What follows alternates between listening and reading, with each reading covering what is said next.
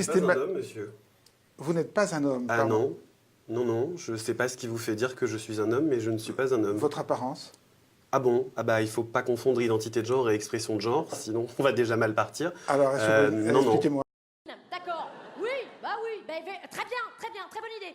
Tiens, Marie-Claude, rajoute-moi du desktop. Tiens, et sans indiscrétion, qu'est-ce que tu comptes faire de ton... Enfin, de tes... Eh ben, je dis ça peut servir à quelqu'un. Hein. Tiens, Marie-Claude, ça te dit pas de t'appeler Bernard?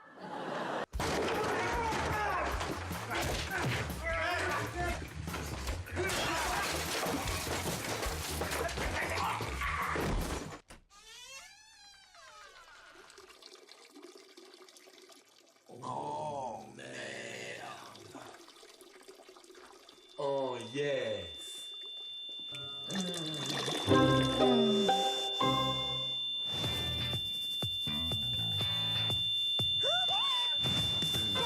Laissez-moi. Mais vous ne me rassurez pas du tout, là. Ne paniquons pas, tout va bien, bien, bien, bien. Merci.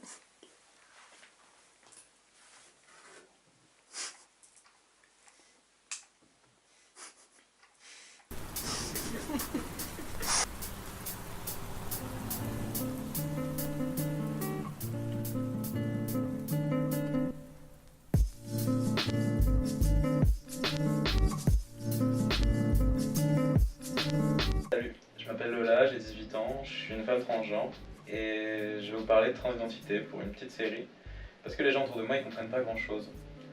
Et pour commencer la série, je vais vous parler de transphobie parce que beaucoup de personnes comprennent pas trop ce que c'est, mais entendent parler de personnes transgenres en réaction à ça.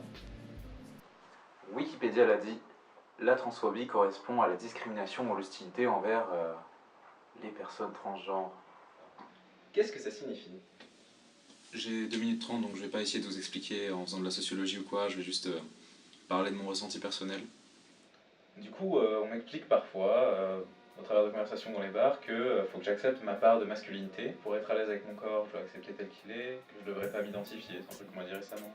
Une fois, il y a quelqu'un qui a dit, en rigolant, qu'il fallait pas m'écouter parce que je me prenais pour une gouine. Qu'au fond, c'est juste une phase. Et des questions un peu maladroites, tu vois. Est-ce que tu vas la garder en parlant de ma teub, genre... je ne m'aventurerai pas à demander des questions comme ça à des gens que je connais pas. Et c'est pas vraiment hostile, la plupart du temps, c'est un peu paternaliste au maximum. Et le truc c'est que ça me convient pas, mais c'est pas non plus extrêmement hostile. Et maintenant il y a un truc un peu plus profond justement, c'est quand on commence à me traiter de travelot, ou j'entends des opinions violentes à propos de ça. Tout simplement on insiste que je suis un homme. Et au fond t'es un homme, physiquement t'es un homme. Mon physique ça concerne que moi. Souvent une espèce d'hostilité vis-à-vis des personnes LGBT en général ou de la communauté LGBT, souvent on entend des blagues genre rajouter des lettres à la con derrière LGBT.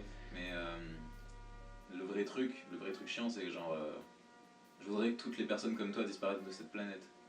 Et là ça commence à craindre, tu vois, je commence à sentir une espèce d'hostilité comme ça et je sens une espèce de menace en fond. C'est bizarre parce que tu sais moi je suis là en mode je m'appelle Lola, je m'identifie comme une femme, parle-moi pas, je m'en fous.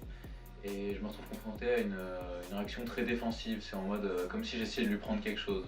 Si je débat un peu plus longtemps, ce que je m'aventure plus trop à faire, je suis assimilé à quelque chose de sale, ou la prostitution, ou la déviance, ou tu vois, je sens que dans le regard de la personne qui dit ça, c'est quelque chose d'extrêmement négatif qu'il a en face de lui, c'est quelque chose d'inhumain, de malade, tu vois.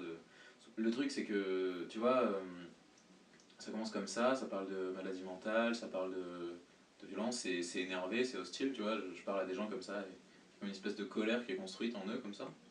Et le truc c'est que, avec cette colère, bah, je sais que les gens ils ont qu'à être un peu plus braves, un peu plus bourrés, pour que ça se concrétise en actes en fait.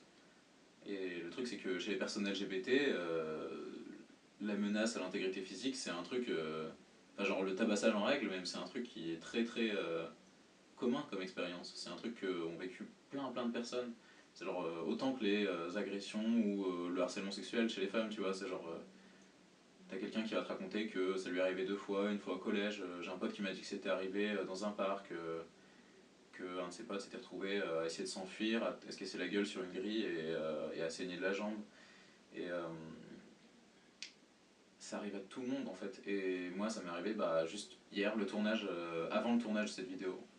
Le soir avant le tournage de cette vidéo, il y a un mec qui m'a suivi jusqu'à chez moi en me disant qu'il voulait me baiser. Comme j'avais pas les bonnes clés, il a pu me suivre jusqu'à ma porte s'est pas verrouillée et il a commencé à se branler dans mon couloir et j'ai dû le faire partir avec une batte de cricket parce que les flics répondaient pas assez vite. Et enfin bref, le truc c'est que tu vois, cette transphobie là, il faut s'en débarrasser parce que déjà ça fait juste que les gens qui interagissent avec moi ils me mettent mal à l'aise, ça me fait passer des mauvaises soirées. Eux, des fois avec le temps je me dis que avec un peu d'espoir d'ici 50 ans, ces gens soit ils auront arrêté d'avoir ces idées, soit ils passeront pour des sales cons. Et j'espère que ça va être comme ça, mais le truc c'est que concrètement ça veut dire que les 50 ans qui me séparent de l'époque où ça sera complètement dingue d'être transphobe, pendant ces 50 ans mon intégrité physique elle est en danger, tu vois. À chaque fois que je croise quelqu'un d'un peu dingue, dès qu'il y a un groupe de mecs la nuit, mon intégrité physique est en danger en fait.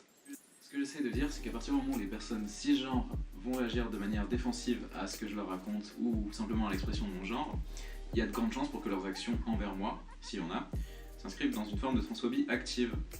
Et ça craint, c'est un comportement de merde et ça fait flipper pas mal de gens. Et vous allez passer pour des connards si vous le faites beaucoup. Le truc c'est que si vous voulez être des personnes responsables, essayez de pas être comme ça, essayez de pas avoir l'air inquiet ou triste quand vos potes font leur coming out. Essayez de pas réagir sur la défensive parce qu'en fait au final c'est pas vous qui êtes le plus en danger.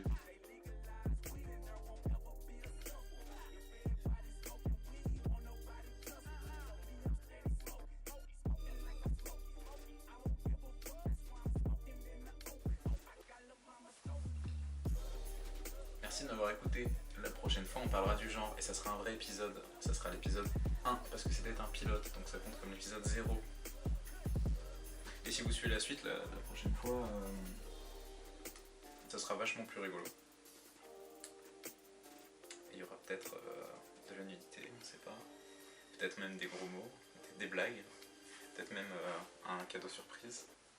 Peut-être même que vous allez me faire un cadeau surprise parce qu'il y aura de la nudité et des blagues. On ne sait pas encore.